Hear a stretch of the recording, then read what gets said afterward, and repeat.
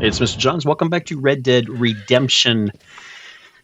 And it looks like time for another mission. Just camped for the night and looking for something to do. I know the letters on the map show me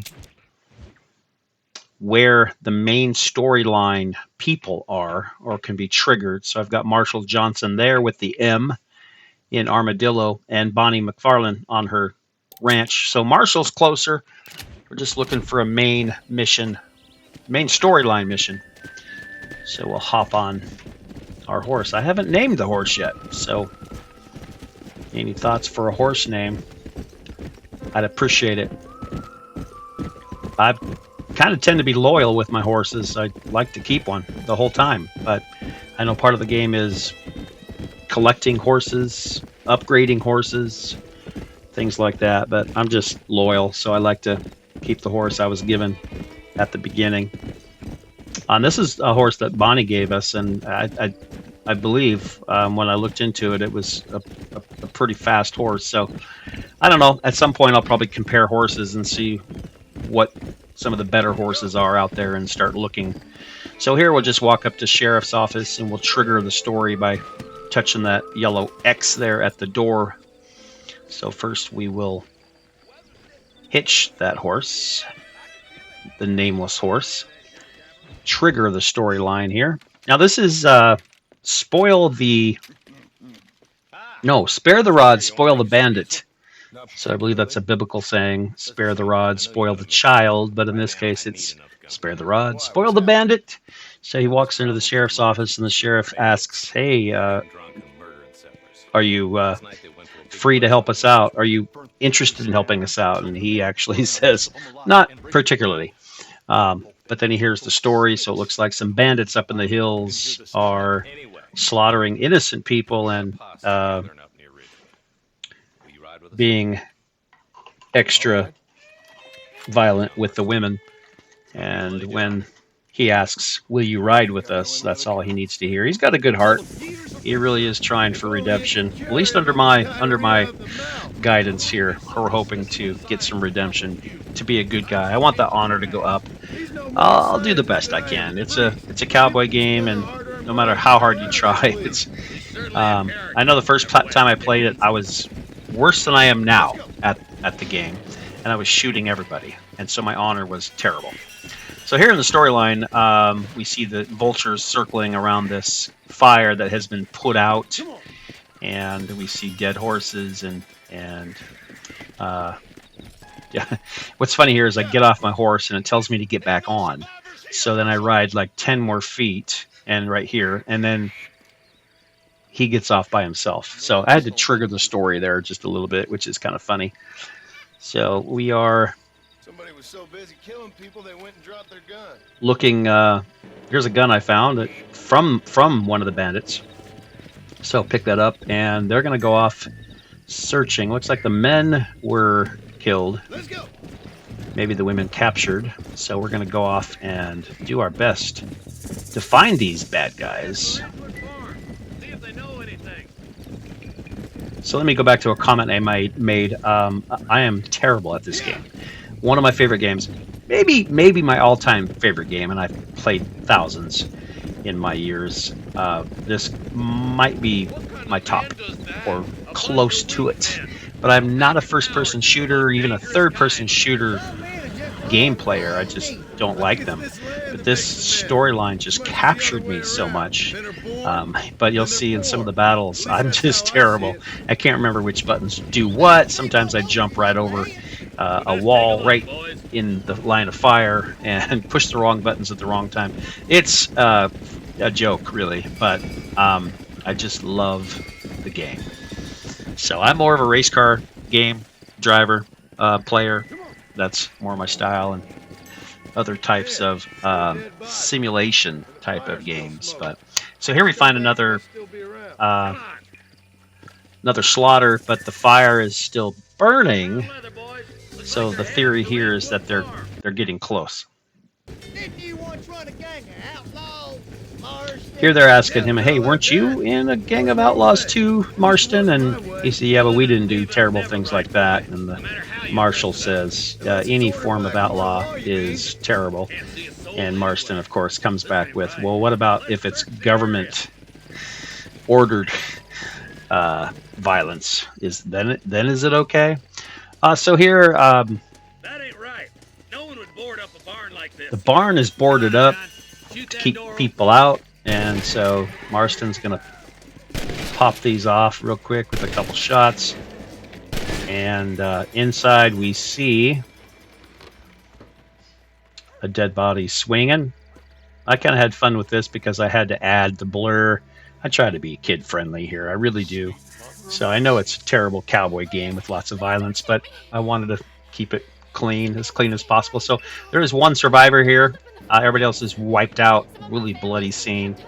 And she's telling them the bandits took her sisters in the house, and that's where they are holed up. And here you see I don't know how to duck, don't know how to hide, just kind of do my best shooting. In fact, I'm shooting with a pistol and I can't quite get that far, and I'm not really sure about that here until I start hitting people, and it just kind of gives them a bruise on the arm, I think. So I'm thinking it's right this next guy maybe. I think somebody comes out on the left side of the... yeah, right there. He comes out on the left side, and I hit him and like, what? I barely drew blood, so that I need a better weapon. So let's go with the shotgun and just take him out. So next thing here is to get to the house, in the house, and take care of business. Now looking at the map in the lower left corner, you'll see what we have here is the map that shows where the bad guys are. And it's hard to keep an eye on that while you're playing, honestly. Sometimes I completely forget to look at that, but that is key. That tells you what side of the house they are on. And I'll show you one example of how bad I am. Looking to the right. You never go into an open room without looking. This guy hits me. I put my gun under his chin and just blast him away. It's pretty bloody. I got lucky. I was not looking to the left at all. That was terrible. You don't enter a room like that. Make sure you look both ways. Or at least, yeah, look both ways. And get yourself in a position where you don't have blind spots. So red dots sometimes mean upstairs, and that's what's going on here. And this guy standing by the door made me think someone's got to be in here, but they're not. So we cleared the first floor, which is a good thing to do anyway. And then I'm going to take a left here and go up the stairs. And then when I see the sheriff waiting for me, then I know, okay. Remember, every mission here so far has been pretty much a tutorial mission, and this is no different. So I can see that guy, but the door is in the way, so I need to step to the right. Keep your head down. So then he saves her and sends her out to the barn. Someone might as well have this.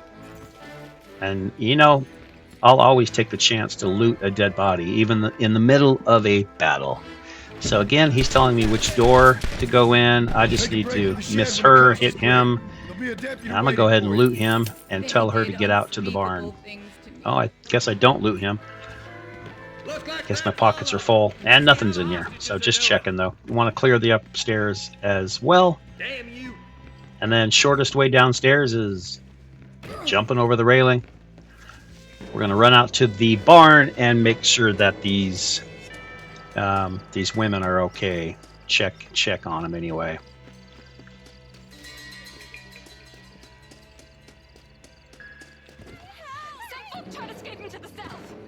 So these are the three survivors, and the one on the right, super angry, and she spends a few minutes cussing out the sheriff for not doing his job. So I cut that scene short, and we're gonna head off again. And we think it's Bill Williamson. It sounds like, and his gang of bandits.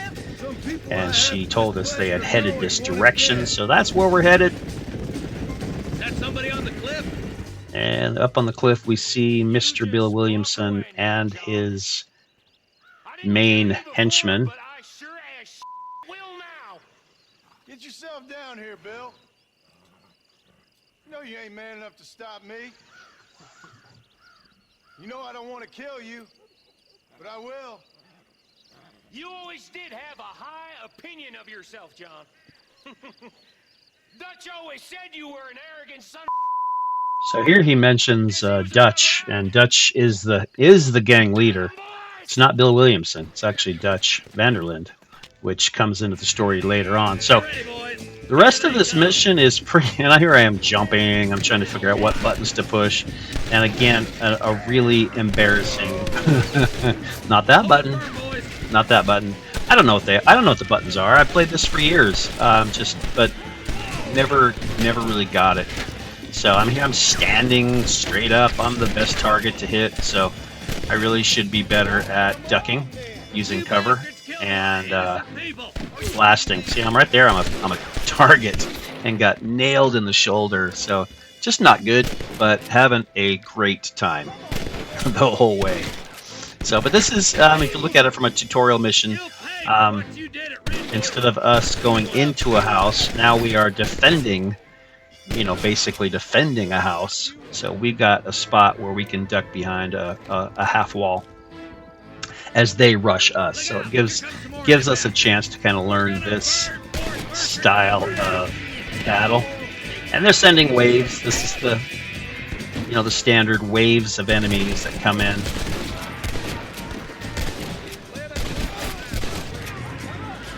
So really good practice with rapid fire and trying to get your target. And, I'm not using, the slow-mo shooting technique at all here. I'm just firing, rapid fire. Trying to get better at finding my target and shooting.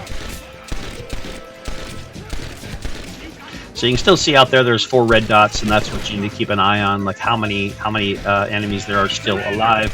Even if you don't see them, they're there. So now there's 3, now there's 2. And you just go until there's none. So I'm looking for any... You want to face the red dot, that's going to be where they are. And look for any sign, a hat, a shirt. Okay, and they're gone. Oh, they ran off. Those guys ran off, so we didn't actually kill the last 2. So we did capture one of them alive and bring him over. Norman Deek is his name, and we're going to use him to find the guy we're looking for, Bill Williamson.